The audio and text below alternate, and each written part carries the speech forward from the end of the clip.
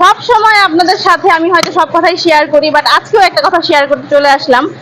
আসলে আমি ছোট থেকে সবসময় নানি দাদিদের মুখে শুনেছি বিয়ের পর বউরা নাকি পালকিতে করে শ্বশুর বাড়ি যায়, কিন্তু কখনো নিজের চোখে দেখিনি, সেই সৌভাগ্যটা আমার কখনো হয়নি।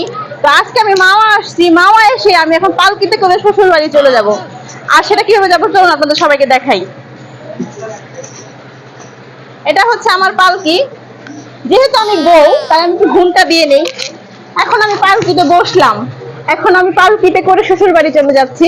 সবাই আমার জন্য একটু দোয়া করবেন যাতে আমি পালকি নিয়ে সুখে শান্তিতে সংসার করতে পারি। আমাকে বিদায় দেন, আমার কান্না পাচ্ছে। বাই বাই, আমি স্বামী ছাড়া পালকিতে করে শ্বশুর বাড়ি চলে যাচ্ছি। সবাই টাটা।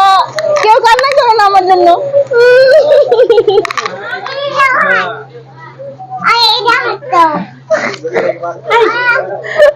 কি ব্যাপার? আহা, তুমি এখানে কেন? তো ঢং হইছে। বলে না, আমি মান সম্মানটা শেষ করে দিতেছো। তুই এর মধ্যে ভিডিও করে ফেলেছ? আমি লজ্জা পাইতেছি এখানে। মানুষ এটাকে কি বলবো আল্লাহ, এখানে সব হলো লজ্জা পাইতেছি আমি। বেরোচ্ছি।